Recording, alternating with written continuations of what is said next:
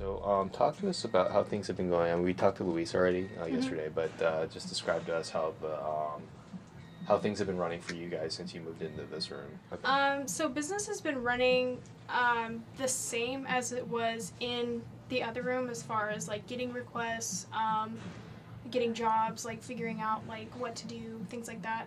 But obviously we have like half the space that we used to, and we're really grateful for K Poet giving us this space as a temporary solution to losing our other room. But uh, it's been really hard. We have 4 computers, and we're only able to use 3 of them, just because last area in the back is very hard to like at least put a chair in and work on that specific computer. So it's been a challenge. It's been, you know, it's kind of slowed down productivity, just because we've had less people been able to come in and do their work. So it's been hard. Okay, so also speaking to that, what are the biggest positives and negatives for you? What's worked for you since moving and what hasn't? I guess the biggest positive is that we have an actual space to come in and, you know, work on editing and things like that. I think the negatives are that we can't have meetings in here. We can't function as like a multi-person crew in here. A lot of times we have one computer that we can have 2 or 3 people working on, but even this one has its problems, and the rest of the space you can only have one person available for working. So I'd say the biggest challenge is trying to grow in a space like this. It's been really hard. And also to that, have you noticed a drop off or maybe uptick in your membership since you guys have moved in here? Since obviously you guys don't have as much space as you used to, do you feel like that might discourage people from becoming part of your organization? Yeah, it certainly has affected the membership as far as like who comes in more often. Obviously, when we had our other space in the downstairs library, we had more people. There was always somebody in VPS and in, you know, occupying the space. We've had to cut our work study back because we just don't have the space to function as a regular office. So that's definitely affected membership and as far as who comes back and who actually wants to join VPS. How much have you had to cut your work study back by approximately? We've had to cut it back as far as having office hours. So anybody who was signed up to just be in the office and be available for people to come in and, you know, request equipment or talk about projects, we've had to cut all of that. So now the way we offer work study is through projects, and people either working on their own projects or volunteering on other projects that we have.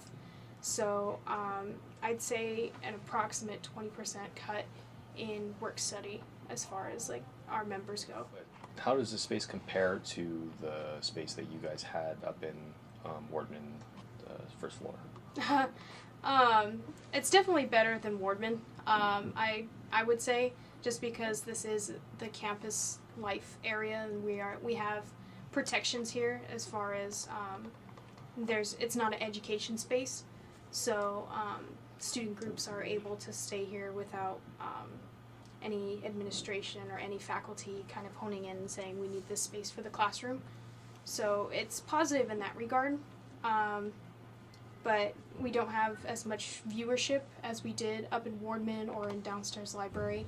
We're kind of tucked in back here, so we don't have any sort of outside advertisement going on right now as far as like any posters or any signs that say we're still here, we still a viable organization. So Yeah, you talked about having being a space that you can consider yours. Luis also talked about not being in an academic space. So how are you guys looking to find a long-term solution in regards to your space that's also not an academic space? yeah, it's definitely, that's the challenge right now. That's a challenge I'm looking forward to tackling next semester when I take over. I'm gonna be working with Josh Hartman and whoever takes over Debbie's position next year to figure out what would be the best solution for us, because we don't want to take over necessarily any academic spaces if we're going to have the same issues as we did in the previous year. So we're going to try and work out something to where we can have an actual office space where we can function like we used to, but also have protections to where we're not going to get threatened of being kicked out or anything like that. So yeah, I guess just like walk us through the room and. So yeah, this is the Yeah. space. A lot of these cabinets were here already, so we just kind of filled it with stuff we really don't use very often. This is where we put our other couch from the other room. We have stuff in these cabinets. Some of them are missing handles, so we can't access them too much, but we try not to use this one or put less important things in here because there's a big gaping hole that rats seem to come out of. We can tell they've been in here because we found like wrappers and little paw prints everywhere one day. Yeah, over here is the rest of the stuff. A lot of this stuff we couldn't clear out. Like some of these rolly carts and things like that. During the rainy season, this place got flooded, so like some of K-Poet's boxes got damaged, unfortunately, and I'm not sure if these work anymore just because the water damage got so bad. And so these are computers that just might not be. How old were these when they when that happened? I mean, these were pretty old. These were the old ones that I think were around when Professor Cheatham was here, and were in VPS, so they have some of the old VPS movies on them. But like I said, I don't know if they work anymore, depending how much water damage happened to them. But other than that, we store the lights in here. We store just other small things in the cabinets. And how often do you guys come back up and to get equipment out of here that you guys might use for a shoot?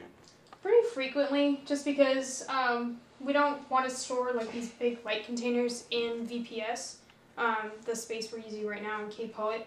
So we like to keep them down here, but a lot of places on campus lack lighting or need better lighting, so we're often coming back down here, especially for these LEDs or the REs. So yeah, I'd say probably at least once or twice a week.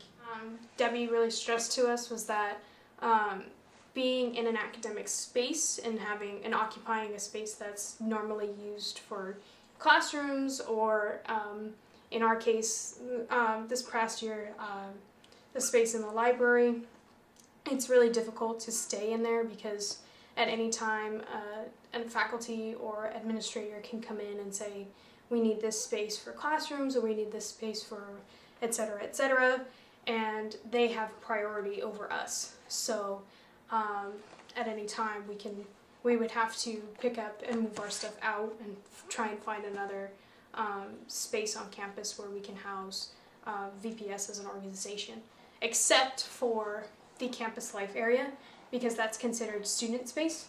So if an administrator who come in and say we need this space for A, B, or C, then we have priority as far as saying, no, we have, this is where our group is, this is where we've been, we're staying here. Okay.